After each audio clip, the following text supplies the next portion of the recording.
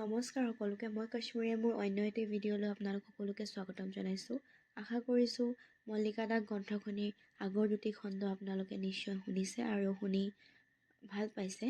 আজি মই আপোনালোকৰ মাজলৈ লৈ আহিছোঁ তৃতীয়টি খণ্ড, আৰু এই খণ্ডটি দিওঁতে মোৰ অকণমান পলম হ'ল, তথাপিতো আপোনালোকে এই খণ্ডটিও আঁকোৱালি ল'ব বুলি মই আশা কৰিছোঁ।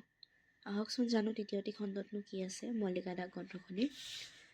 কমলাদেৱীৰ অন্ত্যেষ্টি ক্ৰিয়া সমাপন কৰি আহি বহু ৰাতি শংকৰলালৰ আৰু নিদ্ৰা নাহিল ৰাতিপুৱাল। সেইদিনা তেওঁ দুখভাৱাপন্ন হৃদয়েৰে পুৱা 9 বজাত প্ৰেছলৈ বুলি আহিল, আৰু তেওঁ বাটত আহোঁতে ভাবি আহিছিল যে তেওঁ প্ৰথমে ধীৰুহঁতৰ খবৰ খাতি লৈহে পিছত প্ৰেছ সোমাবহি। তেওঁ প্ৰেছৰ দুৱাৰমুখ পায়েই দেখিলে যে তুলসী শৰ্মাৰ বাঘঘৰ আৰু প্ৰেছৰ মাজত থকা ঠাইডোখৰত দুবৰি বনৰ ওপৰতে সামান্য কেইডালমান ধান খেৰৰ ওপৰত ধীৰু আঁঠু দুটা সামৰি মূৰটো তললৈ গুজি বহি আছে। চুলিবোৰ তাৰ আউল হৈ আছে, আৰু সেই বগা পাৰি ধুতিখন পিন্ধি সুদা গাৰে ৰদালিত বহি নিশ্চয় সি ভাবি আছে মাকৰ কথাকে। শংকৰলাল ওচৰ চাপি গৈ ক'লে, এতিয়ালৈ গা ধোৱাই নাই ধীৰু, যোৱা বেলা হ'ল, বহু হ'ল নহয়, অলপ কিবা কিবি খোৱাগৈ, যোৱা, একো নোখোৱাকৈ নাথাকিবা। ধীৰু চকু দুটা মুচি ঘৰৰ ভিতৰলৈ সোমাই গ'ল। শংকৰলালে প্ৰেছলৈ সোমাই আহিল, আৰু তাত তেওঁ সেইদিনা তুলসী শৰ্মাক দেখা নাপালে। চাওঁতে চাওঁতে 10টা দিন এদিন দুদিনকৈ বাঢ়ি হৈ গ'ল। অতীতৰ এন্ধাৰ বুকুলৈ 11 দিনৰ পিছত তুলসী শৰ্মাই কমলাদেৱীৰ শ্ৰাদ্ধ পিণ্ডাদি শেষ কৰিলে মহাপয়োভৰেৰে। পূৰ্বাঞ্চল প্ৰেছ চলি থাকিল যদিও সেই ঠাইত সদায় কিবা যেন এটা উদাস উদাস ভাৱ সকলোৰে অন্তৰত লাগি থাকিল। বায়েকৰ শ্ৰাদ্ধৰ পিছত দুটি সন্তানক লগত লৈ ৰমলা কান্দি কান্দি আকৌ যমুনামুখ পালেগৈ। যাবৰ সময়ত ধীৰেনৰ মুখখনিত চুমা এটা খাই ৰমলাই সান্তনা দি তাক একমাত্ৰ কৈ গ'ল, তই আৰু কানি কাটি নাথাকিবি। কমলাদেৱীৰ মৃত্যুৰ প্ৰায় 4 মাহমানৰ পিছতে প্ৰেছৰ টাইপিষ্ট ধনঞ্জয় শৰ্মাৰো অকস্মাৎ মৃত্যু হ'ল মেনিজাইটিছ ৰোগত। এইবাৰ তুলসী শৰ্মাই আকৌ নতুনকৈ এডভাৰটাইজ কৰিবলগীয়া হ'ল টাইপিষ্টৰ খালী পোষ্ট পূৰণৰ বাবে। দৰখাস্ত আহিল বহুতো, তাৰে ছোৱালী প্ৰাৰ্থীও আছে কেইবাগৰাকীও। সেই এটা চাকৰি কাৰণে ধৰা-ধৰি কৰিবলৈ তেওঁ ঘৰলৈ মানুহৰ সোঁত সাগৰ আহিবলৈ ধৰিলে। চাকৰিয়াল লোকৰ সম্পৰ্কে তেওঁ শংকৰলালৰ কোনো অভিমত নিবিচাৰিলে। সান্তনা দেৱীয়ে তেওঁ টাইপিষ্টৰ চাকৰিৰ কাৰণে এগৰাকী প্ৰাৰ্থী, বয়স প্ৰায় 30 বছৰ, ওখ। তেওঁৰ গৌৰৱ বৰ্ণা মুখখনিত তেতিয়াও যেন যৌৱনৰ সৌন্দৰ্য বিৰিঙি আছিলে। গাঁৱৰ পৰা অহা স্বাস্থ্যৱতী ছোৱালী আছিল বুলিয়ে বোধ কৰোঁ সময়ে তেওঁৰ যৌৱন গচকি যাবলৈ টান পাইছিল। তেওঁৰ কিচকিচীয়া কলা সৰল মোটা খোপাটোৱে তেওঁৰ সৌন্দৰ্য আৰু বঢ়াই তুলিছিলে। গালখনৰ এটি কলা তিলে এপাহি ৰঙা গোলাপ ফুলত এটা কৃষ্ণ ভোমোৰা পৰি থকা যেন লাগিছিল। যোৱাবাৰ তেওঁ এই চাকৰিটোৰ কাৰণে তুলসী শৰ্মাৰ ওচৰলৈ কেইবাদিনো আহি আহি যেনেকৈ আমনি কৰিছিলহি, এইবাৰো তেনেকৈ তেওঁক আমনি কৰিলেহি। নিম্ন প্ৰাইমেৰী স্কুলখনৰ পৰা 4 বজাত ল'ৰা-ছোৱালীক বিদায় দি আহিয়ে তেওঁ অলপ কিছু জা-জলপান খালে নেখালে দীঘল ফিটাৰ কলা বেগটো হাতত লৈয়ে পায়হি তুলসী শৰ্মাৰ ঘৰ। এদিন সাজ লাগি যোৱাৰ পিছতে আকৌ তেওঁ তুলসী শৰ্মা ডাঙৰীয়াক ঘৰত গৈ উপস্থিত। তুলসী শৰ্মাই তেওঁক ড্ৰয়িং ৰুমটোৰ দুৱাৰদলিতে থিয় হৈ থকা দেখি ক'লে, তুমি আহিছা, বহা। সান্তনা দেৱী সোফা ছেটটোৰ বেঞ্চখনৰ একাষে বহি কলা বেগটো হাতেৰে আঁঠুৰ ওপৰত ধৰি ৰাখিলে। তুলসী শৰ্মাই এখন চকীত বহি সান্তনাক কেইটামান প্ৰশ্ন সুধিবলৈ সাজু হ'ল। বাৰু তোমাৰ কোৱালিফিকেশ্যন কি? মই IE পাছ কৰিছোঁ। এতিয়া কি কৰি আছা? বৰ্তমান মই এখন নিম্ন প্ৰাইমেৰী স্কুলৰ প্ৰধান শিক্ষয়িত্ৰী। তাত তোমাৰ এতিয়া দৰমহা কিমান? নিচেই সামান্য, মাত্ৰ 105 টকা। তেন্তে মাহটো চলা ফুৰাত তোমাৰ বোধহয় কষ্ট হয় নহয়? অতি কষ্ট। কেনেকৈ যে চলিছোঁ একমাত্ৰ ভগৱানেই জানে। মোৰ ইয়াত প্ৰথমে 150 টকাহে পাবা, তাৰে তোমাক কোলাব জানো? নোকোলালে অন্ততঃ 45টা মাহ বেছি পালেও সি মোৰ পক্ষে বহুখিনিয়ে যুগুত হ'ব বুলি মই বিবেচনা কৰোঁ। বাৰু তুমি এই শিক্ষয়িত্ৰী পদত থাকোঁতে টাইপৰ স্পীড আছে জানো?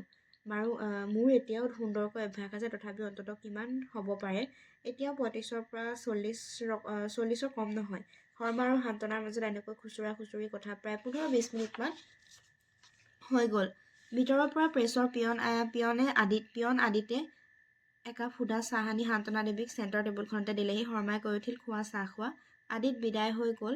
সান্তনাই চাহ খাই থকা অৱস্থাতে শৰ্মাই সেই মাহৰ পূৰ্বাঞ্চলৰ ছপা হৈ অহা 2 ফৰ্মামান প্ৰবন্ধলৈ মনোনিৱেশ কৰি আছিল। চাহ শেষ কৰি চেণ্টাৰ টেবুলখনৰ ওপৰতে সুদা কাপ প্লেটযোৰ সান্তনাই সাৱধানে থৈ দি লাহেকৈ তেওঁ অনুৰোধৰ সুৰত ক'বলৈ ধৰে, আপুনি যদি দয়াৰ চকুৰে চালে হয়, তেন্তে মোৰ বোধ কৰোঁ অৱস্থাৰ বহুখিনি সমাধান হ'ল হয়।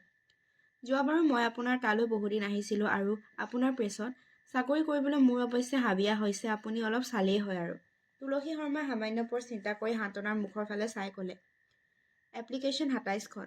অৱশ্যে তোমাতকৈও ভাল কেণ্ডিডেট আছে, আৰু বৰ্তমানলৈকে প্ৰেছত মই কোনো ছোৱালী মানুহ ৰখা নাই। দেশৰ এনেকুৱা পুৰুষ আৰু তিৰোতাৰ প্ৰায় সমান শিক্ষা দীক্ষাৰ যুগত আপোনালোকে শিক্ষাবিদসকলেই যদি এই কথা ভাবিবলৈ যায়, ভাবি লৈ যায় তেন্তে দেশত স্ত্ৰী শিক্ষা উন্নত হোৱাৰ কোনো লাভ হোৱা নাই।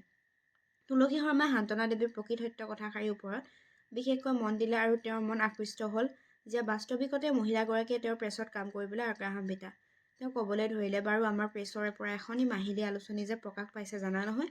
হয় জানো পূৰ্বাঞ্চল। আচ্ছা, আমি পূৰ্বাঞ্চলত এটি মহিলা অধ্যায় ৰাখিব খুজিছোঁ। তাত তিৰোতা, ৰন্ধা বঢ়া, বোৱা কটাত স্ত্ৰী শিক্ষা, পুত্ৰ কন্যা প্ৰসৱৰ পৰা প্ৰসূতিৰ স্বাস্থ্য বিচাৰ ৰক্ষাৰ বিধান, এইদৰে বহু বিস্তাৰ স্ত্ৰী সমস্যাৰ বিষয়ে প্ৰবন্ধ পাতিও থাকিব। তুমি সেইবোৰত আমাক কিছু সমল যোগাব পাৰিবা জানো?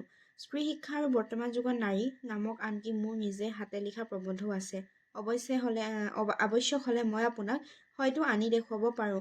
আৰু মই বৰ্তমান দেশত প্ৰচলিত আধুনিক কবিতাও লিখোঁ। তুলসী শৰ্মাই ভাবিলে যে সান্তনা দেৱীৰ উত্তৰবোৰত চাকৰিৰ কাৰণে তেওঁৰ এক প্ৰকাৰৰ ইণ্টাৰভিউৱে হৈ গৈছে। তেওঁৰ সান্তনা দেৱীকে টাইপিষ্ট কৰি ৰাখিবলৈ মনটো পিছলি আহিল আৰু তেওঁ লাহে লাহে সমৰ্থনৰ পক্ষৰ ফালে নামি আহিবলৈ ধৰিলে।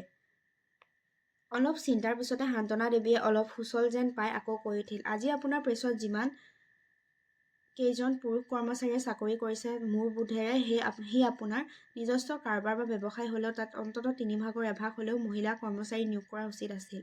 আজিকালি দেশৰ স্ত্ৰী পুৰুষৰ অৱস্থা কি আপুনি নিশ্চয় ভালকৈয়ে জানে। কত উচ্চ শিক্ষিতা মহিলা ঘৰতে এনেকৈ বহি কাল কটাব লাগিছে। অথচ তেওঁলোকৰ কাৰণে সংসাৰ কৰি খোৱাটো কত সমস্যা সংকুল। আজিকালি প্ৰায় শিক্ষিত পুৰুষে শিক্ষিতা মহিলা বিচাৰে যদিও তাতকৈ যদি শিক্ষিতা তিৰোতা চাকৰিয়াল হৈ ধন উপাৰ্জনকাৰী হ'লহেঁতেন তেন্তে তেনেকুৱা সংসাৰৰহিত নাৰীসকলে পুৰুষৰ পৰা অতি সোনকালে সংসাৰ প্ৰৱেশৰ সুদুত্তৰ পালেহেঁতেন। দেশত ইয়াৰে ভূৰি ভূৰি প্ৰমাণ হৈ গৈছে। দেশৰ বাৰমূৰীয়াসকলে অৱশ্যে নিস্বাৰ্থভাৱে বিচাৰ বিবেচনা কৰি কৰ্মত তেওঁলোকক আত্মনিয়োগ কৰা হ'লে দেশ আৰু উন্নতিশীল হৈ উঠিলহেঁতেন। অৱশ্যে তোমাৰ কথাবোৰ তেনে দলিয়াই দিয়া কথা নহয়। বাৰু তুমি এতিয়া যোৱাগৈ, মই বাৰু তোমাৰ বিষয়ে ভাবি চাওঁ। আপুনি ভাবি নেচায়ে যদি মোক এপইণ্টমেণ্ট দিয়ে তেন্তে আপোনাৰ কোনো ক্ষতি নহ'ব বুলি মই বিবেচনা কৰোঁ। বাৰু যোৱাচোন যোৱা। নমস্কাৰ। সান্তনা দেৱী বিদায় হৈ গ'ল। ৰাতি বহুখিনি হ'ল। 11 বাজি গ'ল। সেইদিনা ধীৰেন তেওঁলোকৰ ঘৰ সোমোৱাহি নাই। তুলসী শৰ্মাই সেই কাৰণে দুৱাৰ নিদি ৰখি আছে তালৈকে। ধীৰেন শৰ্মা সোমাই অহা মাত্ৰকে তুলসী শৰ্মা অলপ ৰাগেৰে তাক কেইটামান কথা কৈ গ'ল। এনেকৈ দুপৰ ৰাতিলৈকে তোৰ কাৰণে দুৱাৰ ৰখি থাকিব কোনে? মাৰ আৰু এতিয়া নাই নহয়। সঁচাকৈ তোৰ এইবোৰ কথাত মই বেয়া পাইছোঁ। প্ৰত্যেকবাৰ ফাংচনত যদি তই যোগ দিবলগীয়া হয়, পঢ়িবি কেতিয়া? এই ৰাতি 11টা বাজি গ'ল। টেবুলৰ লেম্প টেবুলতে গধূলিৰ পৰা জ্বলি ৰ'ল। এতিয়া তই কি পঢ়িবি? এনেকৈ গান বাজনা থিয়েটাৰ ঘূৰি ফুৰোঁতে মই পচন্দ নকৰোঁ। দেউতাকৰ কোনো কথাতে ধীৰেন শৰ্মাই উত্তৰ নকৰিলে। মনে মনে শুই থাকিল। ধীৰেন শৰ্মা তেতিয়া অন্ততঃ 17-18 বছৰীয়া উঠোন ডেকা। সি সৰুৰে পৰা নাট্যামোদী আৰু সংগীত অনুৰাগী আছিলে। এইবোৰ শিল্পকলা যাৰে তাৰে ভাগ্যত নঘটে। এইবোৰ জন্মগত দান। মানুহ হৈ আহিছে পূৰ্বজন্মৰ কৰ্মফলৰ পৰাই।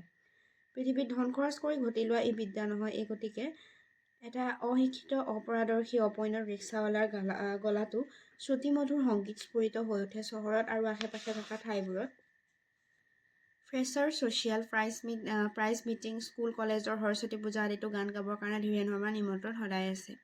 ইফালে পঢ়া-শুনাৰ উপৰিও দেউতাকক নজনাকৈ সি এটা প্ৰাইভেট টিউটৰিয়েল ক্লাছত শ্ৰী কামাখ্যা পাণ্ডেৰ ঘৰত গৈ সদায় উচ্চাংগ সংগীতৰ শিক্ষা ল'বলৈ ধৰে। তাৰ গানৰ স্বৰভংগী অতি কৰ্যব্যঞ্জক।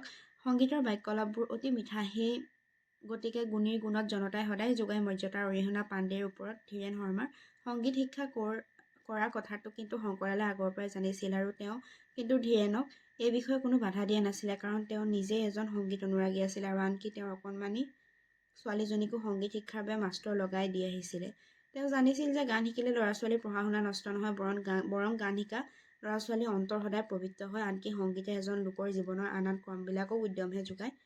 বিদ্যা সংগীতাত পৰা। তুলসী শৰ্মাতকৈ ধীৰেন শৰ্মাক শংকৰলালে তত্বাৱধানত লৈছিল বহু অধিক। নিজৰ ল'ৰাৰ দৰে ধীৰেনক শংকৰলালে পঢ়া-শুনা, গান-বাজনা, খেলা-ধূলা, পিন্ধন-উৰণ আদিলৈকে তত্বাৱধান ৰাখিছিল আৰু সেই গতিকে ধীৰেন শৰ্মাই নিজৰ দেউতাক তুলসী শৰ্মাতকৈ শংকৰলালক অতি মান্য কৰিছিলে আৰু নিজৰ দেউতাকতকৈও অধিক দেখিছিলে। প্ৰেছৰ টাইপিষ্ট নথকা দিন কেইটাত আনকি ধীৰেন শৰ্মাই টুকটাককৈ 2-এখন ইংৰাজী চিঠি টাইপ কৰিছিলগৈ আৰু সেইটো অৱশ্যে তাৰ নিজৰ আন্তৰিকতাৰে। সি টাইপ কৰা চিঠিত 2-এটা ভুল নোহোৱাকৈ নাথাকে। তুলসী শৰ্মাই যেতিয়াই দেখিলে যে উচিত টাইপিষ্টৰ অভাৱত প্ৰেছৰ বহু চিঠি-পত্ৰ জমা হৈ যাব ধৰিছে, তেতিয়াই তেওঁ পূৰ্বৰ কল্পনা অনুসৰি টাইপিষ্টৰ কামত নিযুক্তি কৰিলে সান্তনা দেৱীক। সান্তনাই তেওঁৰ স্কুলৰ কাম ৰিজাইন দিলে। 150 টকা দৰমহাত সোমালহি পূৰ্বাঞ্চল প্ৰেছত টাইপিষ্ট হিচাপে। এগৰাকী সুন্দৰী যুৱতী আৰু এটা মেচিনৰ কাষতে টাইপ মেচিনৰ কাষতে এখন চেয়াৰত উপবিষ্টা। প্ৰেছটো আৰু যেন গহীন হৈ উঠিল আৰু সৌন্দৰ্যৰ ফালেদিও কম নহ'লে। শান্তনাই মালিকক সন্তুষ্ট কৰিবৰ অভিপ্ৰায়ে খুব সতৰ্কভাৱে ক্ষীপ্ৰভাৱে কাম কৰি যাবলৈ ধৰিলে। শংকৰলালো সন্তুষ্ট হ'ল। প্ৰায় 4 মাহ কাল শান্তনা দেৱীয়ে একেৰাহে কাম কৰাৰ পিছত এটা নিৰ্দিষ্ট মাহৰ এক তাৰিখৰ পৰা তেওঁক আৰু সেই টাইপৰ চকীখনত দেখা নগ'ল। এয়াই আছিলে মল্লিকাধা গ্ৰন্থখনিৰ 3য়টি খণ্ড। আশা কৰিছোঁ আপোনালোকে অধীৰ আগ্ৰহেৰে 4ৰ্থ খণ্ডটিলৈ বাট চাই ৰ'ব। আৰু আপোনালোক যদি মোৰ চেনেলটোত নতুন হয় তেনেহ'লে প্লিজ মোৰ চেনেলটো ছাবস্ক্ৰাইব কৰি দিব, যাতে মই দিয়া প্ৰত্যেকটো ভিডিঅ'ৰ ন'টিফিকেশ্যন আপোনালোকে সোনকালে পায়। ধন্যবাদ।